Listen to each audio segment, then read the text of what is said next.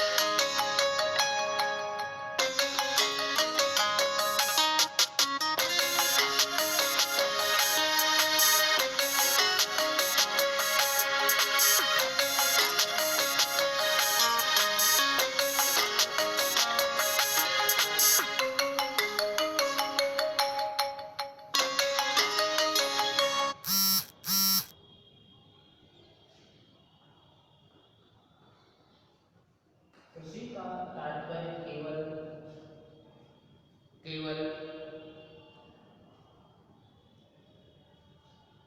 कृषि से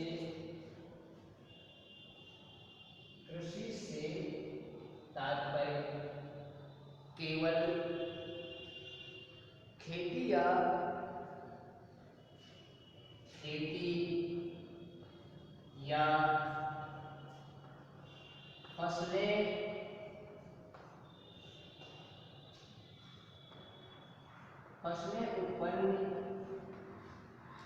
फसलें उत्पन्न करना ही नहीं होता,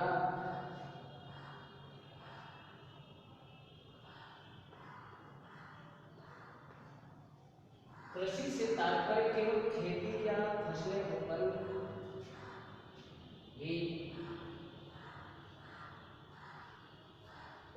करना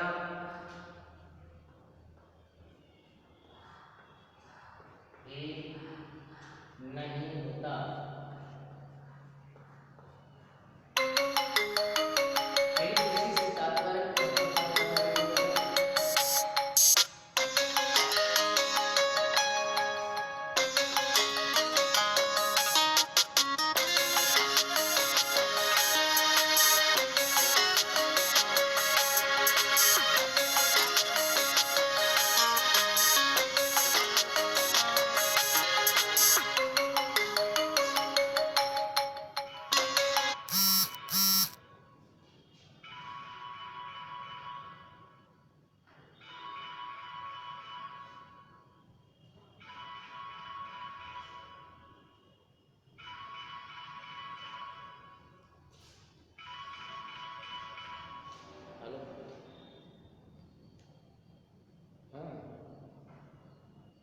हम विद्यालय में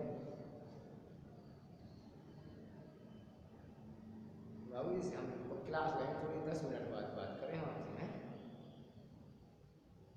हाँ ठीक तो बात करो। हाँ 10 मिनट बाद बता दें हम बात।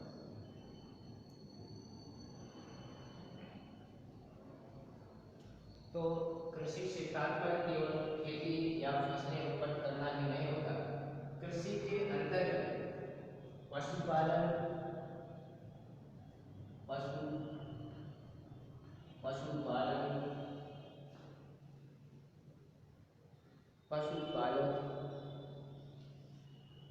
मुर्गी पालन,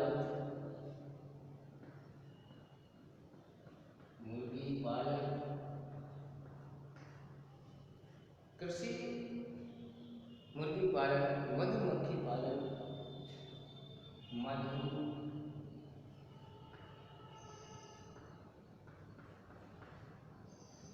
मधुमक्खी पालन, मधुमक्खी पालन, रेशम कीट पालन, रेशम रेशम कीट पालन, रेशम कीट पालन,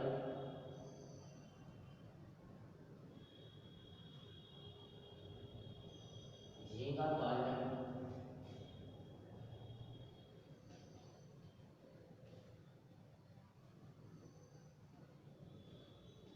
झींगा पालन,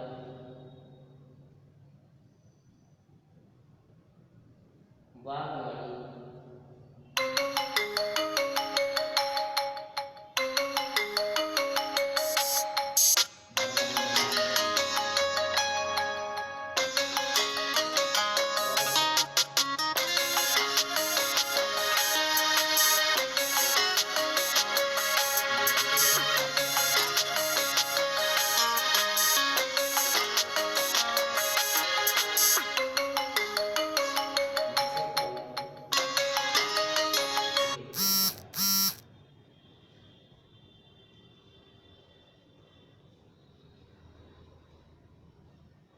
आपने समझा होगा कृषि।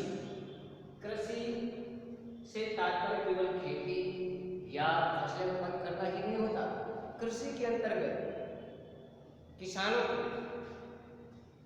या व्यापारियों पशुपालन, मुर्गी पालन, मधुमक्खी पालन, रेशम कीट पालन, झींगा पालन, बागवानी और मत्स्य पालन भी आता है। इनसे इनके अंतर्गत सरकार इनको प्रोत्साहन के लिए, आगे बढ़ाने के लिए, लोगों को जागरूक करने के लिए अनुदान भी देती है, जिससे लोगों का इसके प्रति रुझान हो। पशुपालन, अच्छी अच्छी नस्ल के पशु पालना, दुधारू गायें, भैंसें, जिससे व्यापार बढ़ता है उसमें कई लोगों का भी धंधा चलता है। मुर्गी पालन कम लागत में अधिक से अधिक लाभ कमाया जा सकता है। मधुमक्खी पालन और रेशम कीट पालन भी बड़ी आसानी से किया जा सकता है। बागवानी उसमें कई प्रकार के फल वाले वृक्ष, फूल वाले वृक्ष लगा करके हम उससे भी लाभ कमा सकते हैं। और मत्स्य पालन भी अपने अपने खेतों में किसान या सरकार के द्वारा लाभ मिलता है। मत्स्य पालन के लिए अपने खेतों में बड़े बड़े मशीनों द्वारा गड्ढे खुदवा करके उसमें पानी भरने के लिए कुछ ऐसा प्रबंध करते हैं जिससे उसका पानी ना जाए, और उसमें हम अच्छी नस्ल की मछलियां पालते हैं। एक ग्रास मछली होती है जो 6 महीने में कम से कम 2 ढाई किलो हो जाती है, उससे भी लोग अत्यधिक लाभ कमाते हैं। इस प्रकार से खेती केवल ये नहीं कि हमने फसलें बोली, रबी की, खरीफ की और जायद की, इसके अलावा भी हम कई प्रकार के बिजनेस करते हैं जिससे हमारा व्यापार चलता है। हमारे देश में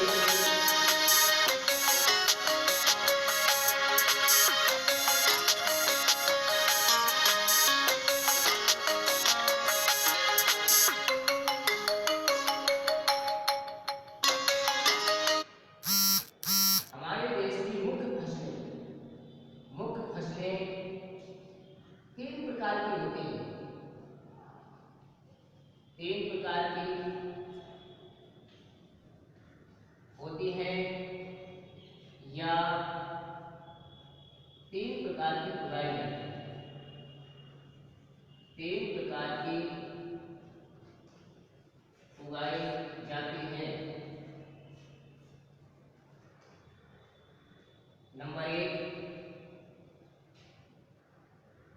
नंबर एक ऋतु में हमारी आती है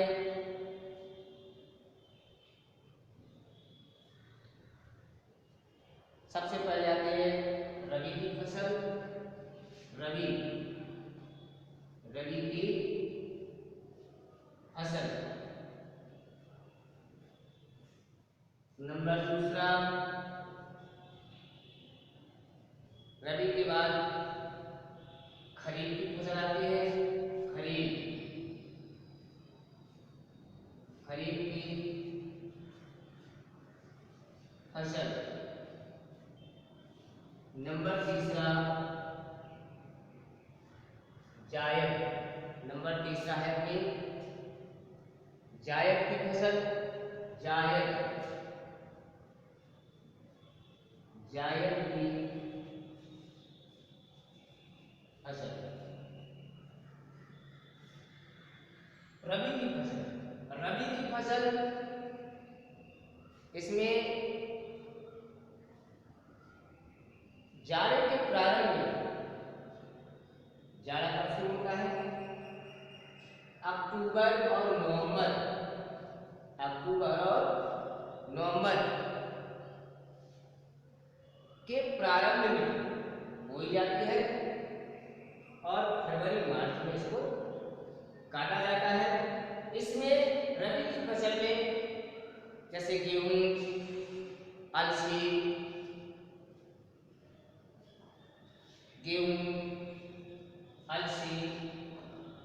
मटर, चना और भी कई प्रकार की फसलें आती हैं। खरीफ की फसल में ये खरीफ की अपनी वर्षा ऋतु की फसल होती है। अरहर है, ज्वार है और धान भी इसी के अंतर्गत आती है। ये बरसात में बोई जाती है, जैसे यानी जून के अंतिम पखवाड़े में बोई जाती है और अक्टूबर तक इनको काट लिया जाता है। इसमें अरहर होती है, इसको जाकर के आप रबी के साथ में काटते हैं, रबी की फसल के साथ काटते हैं। इसमें खरीफ की फसल में उड़द है, मूंग है, अरहर है, ज्वार है, ये फसलें और मूंगफली, ये सब फसलें हमारी बरसात की फसलें कहलाती हैं। ये कम लागत लगती है और इसमें उपज भी अधिक होती है। जायद की फसल ये जून के महीने में बोई जाती है। जैसे फसल कटती है, कटने के बाद जैसे रबी की फसल कटती है, रबी की फसल कटने के बाद फिर जायद की फसल आती है, ये गर्मियों में बोई जाती है। जैसे आपकी खीरा है, ककड़ी है, कद्दू है, तरोई है, लौकी है, ये जायद की फसलों के अंतर्गत आते हैं। इस तरह से हमारे देश में 3 प्रकार की फसलें उगाई जाती हैं। इन 3 प्रकार की फसलों में सबसे ज्यादा पानी की आवश्यकता होती है हमको रबी की फसल में, और रबी की फसल के बाद जायद की फसल में, क्योंकि इसमें और ज्यादा पानी की आवश्यकता होती है, क्योंकि जायद की फसल में उस समय गर्मी होती है, पानी कम होता है और वायु में भी नमी की मात्रा बहुत कम होती है। इसलिए ये फसलें अत्यधिक पानी की आवश्यकता, फसलों को अत्यधिक पानी की आवश्यकता होती है, इसलिए इनको ज़्यादा पानी की आवश्यकता फसलों को अत्यधिक उपज लाने के लिए हमें पानी की व्यवस्था बनाने की आवश्यक होता है। इन फसलों में कई प्रकार की और भी फसलें बो लेते हैं लोग, जैसे आपके अपने यहाँ नहीं होता, बुंदेलखंड में कम होता है सोयाबीन अपने यहाँ। लेकिन इन फसलों को हमें ये ध्यान देना चाहिए कि किसानों को हमें अपने बाजार के अनुसार या अपने नजदीकी बाजार के अनुसार हमारे फसलों की सबसे अधिक बिक्री किसकी होती है, हमें किसी का उसी की फसल बोनी चाहिए। और हमें बीज बोने से पहले किसी प्रकार, चाहे रबी की फसल हो, चाहे खरीफ की फसल हो, चाहे जायद की फसल हो, इन फसलों को बोने से पहले हमें इन बीजों को क्या कर लेना चाहिए, संशोधित कर लेना चाहिए, जिससे हमारी फसलों का अंकुरण अच्छा हो और उसमें कीड़े और दीमक वगैरह कम लगे और उपज अधिक से अधिक हो। हमारा पौधा हष्ट-पुष्ट होगा तो उसमें दाना अच्छा होगा, और जब दाना अच्छा होगा तो फसल अत्यधिक होगी, जिससे हमें लाभ भी अत्यधिक मिलेगा। इसलिए हमें इनको खेती करने के लिए हमें वैज्ञानिक तकनीकी अच्छे औजारों की आवश्यकता होती है, लेकिन हम लोग सबसे ज्यादा कीटनाशक दवाओं का प्रयोग करते हैं और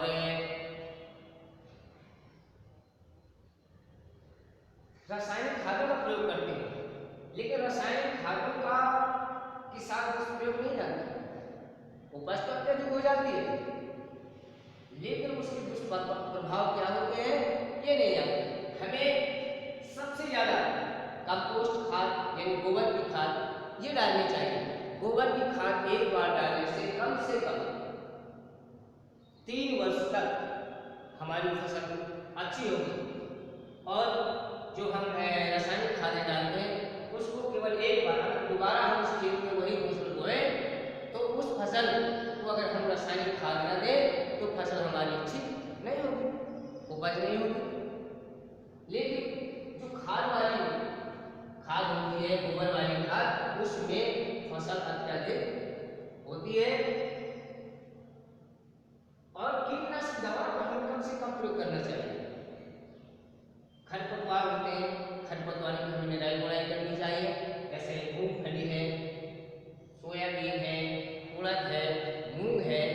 हमें इनको अगर हम उनकी निराई गुड़ाई करें, इससे खरपतवार नष्ट हो जाएंगे और फसल खरपतवार निकालने तक मिट्टी मुलायम हो जाती है, जिससे पौधा और अच्छा मजबूत होता है और उसमें दाना अच्छा आता है। खरीफ की फसल और जायद की फसल, इनमें तो निराई गुड़ाई अति आवश्यक है, इनमें निराई गुड़ाई अति आवश्यक है। इसी प्रकार से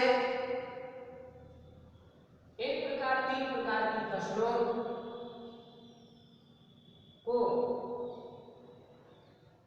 उपजाने के लिए हमें खेती का भी चुनाव करना चाहिए। खेती का इस तरह से चुनाव करना चाहिए कि हमें कौन सी फसल किस मिट्टी में अत्यधिक होती है, ये भी हमें अति आवश्यक है। ये नहीं कि उपज मान लो फसल हुई और वह मिट्टी उस फसल लायक नहीं है, तो क्या हो जाता है कि कभी-कभी हमारी फसल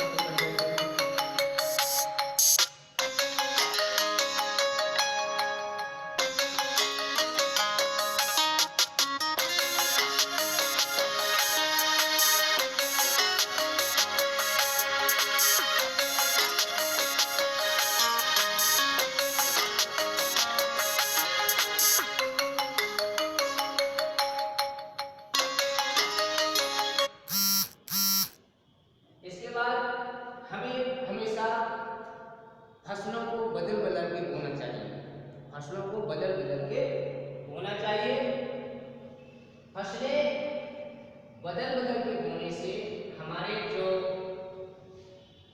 मिट्टी की उर्वरा शक्ति होती है वो नष्ट नहीं होती। जैसे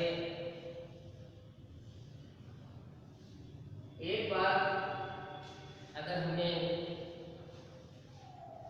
दानेदार फसल बो दी, जैसे चना है, मटर है, अरहर है, इनको बोने से क्या होता है, चना हमारा नाइट्रोजन का स्थिरीकरण करता है, अरहर भी होती है, तो इनको एक बार फसल बोने से बार-बार उसी फसल को बोने से वहां की उर्वरा शक्ति नष्ट हो जाती है। इसलिए हमें फसलों को सुचारू रूप से उपजाने के लिए या बनाए रखने की उपज बढ़ाए रखने के लिए हमें फसलों को बदल के बोना चाहिए, जिससे हमारी मिट्टी की उर्वरा शक्ति बनी रहती है।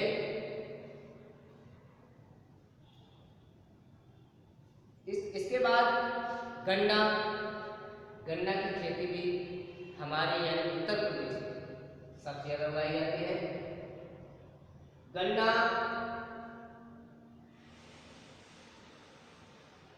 सबसे ज्यादा पश्चिम बंगाल, जापान, असम, बिहार, झारखंड, उड़ीसा, तमिलनाडु इनमें सबसे ज्यादा उगाया जाता है। इनको मौसम कैसा चाहिए? गन्ना उत्पन्न करने के लिए अधिक गर्मी, अधिक पानी और उपजाऊ मिट्टी कैसी होनी चाहिए? चिकनी।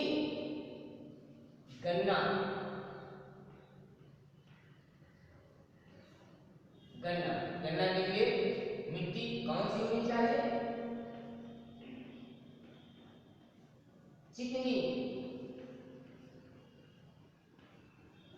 चिकनी मिट्टी जी क्यों होनी चाहिए? चिकनी मिट्टी में पानी धारण करने की क्षमता अधिक होती है। इसमें नमी अधिक समय तक रहती है क्योंकि गन्ने को पानी की आवश्यकता अधिक होती है और गर्मी की भी आवश्यकता अधिक होती है।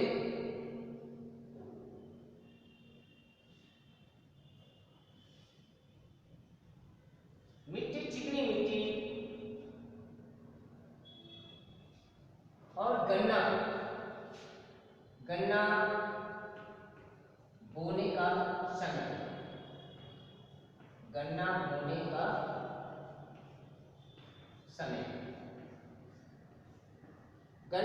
का समय कब होता है?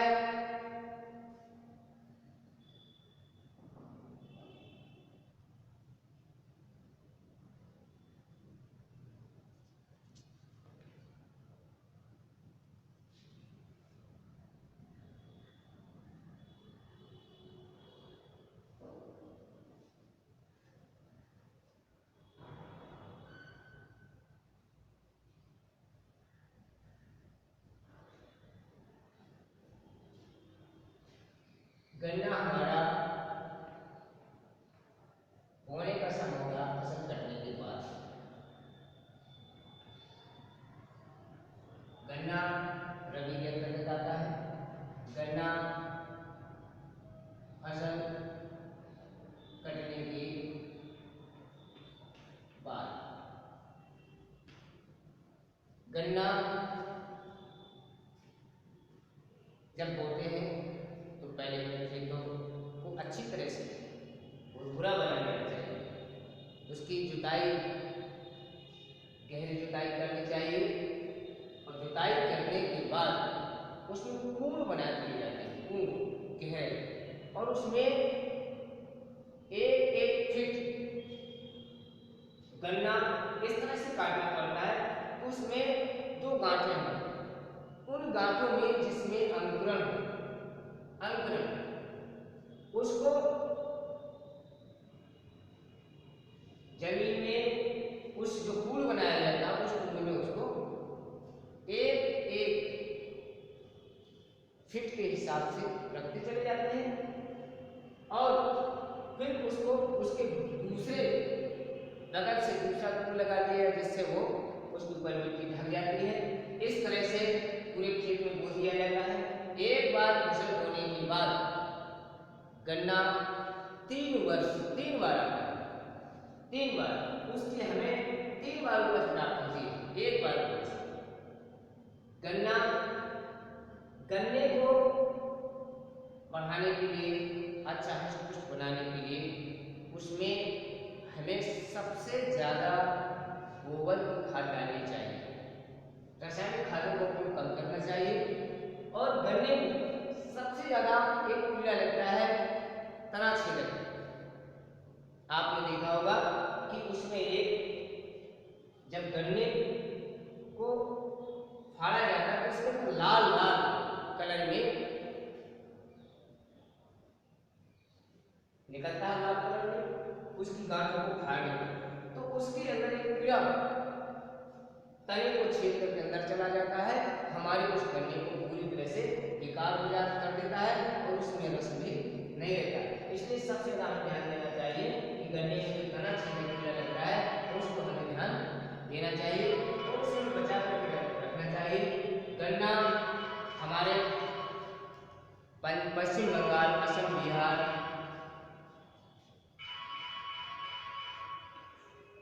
पश्चिम बंगाल,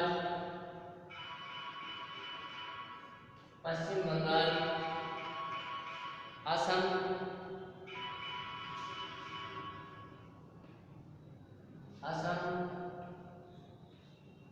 बिहार,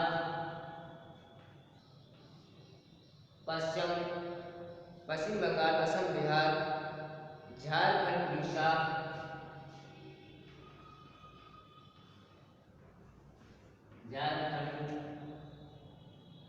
उड़ीसा,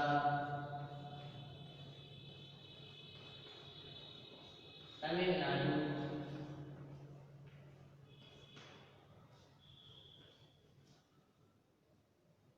उत्तर प्रदेश,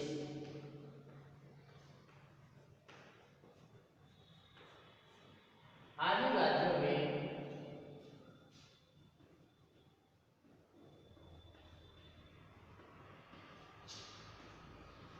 उगाया जाता है।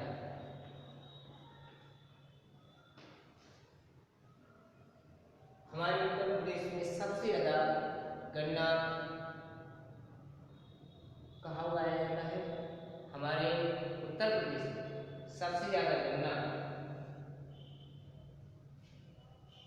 लखनऊ,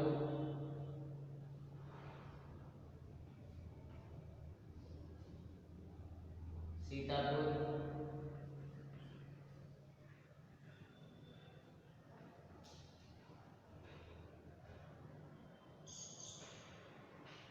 इटावा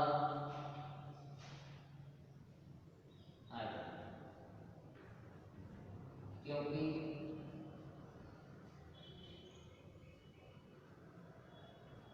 हमारे प्रदेश में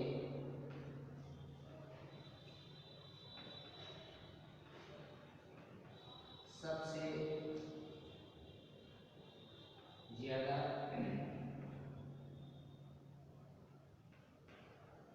चीनी की मिलें,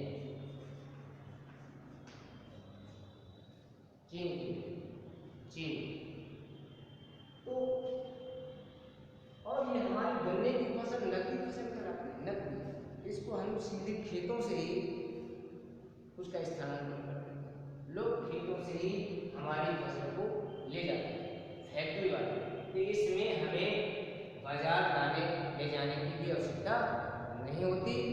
इसलिए इसे हम नकदी फसल कहते हैं। गन्ने को क्या कहते हैं? नकदी फसल कहते हैं। गन्ने के बाद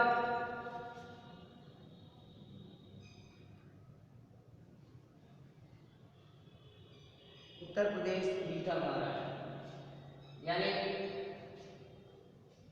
लेकिन होता सबसे ज्यादा कहाँ कहाँ पे है? उत्तर प्रदेश में होता है सबसे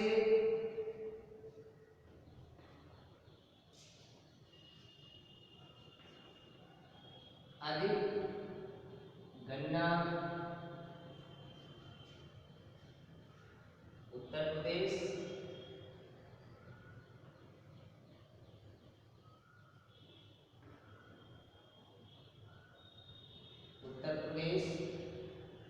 और आपका उड़ीसा, महाराष्ट्र, कर्नाटक, उड़ीसा, कर्नाटक, महाराष्ट्र, उड़ीसा, कर्नाटक, महाराष्ट्र, बिहार और झारखंड।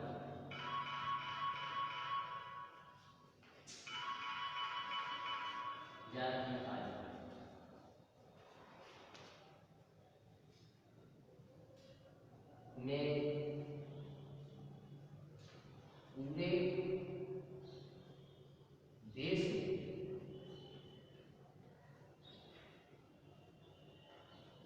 सबसे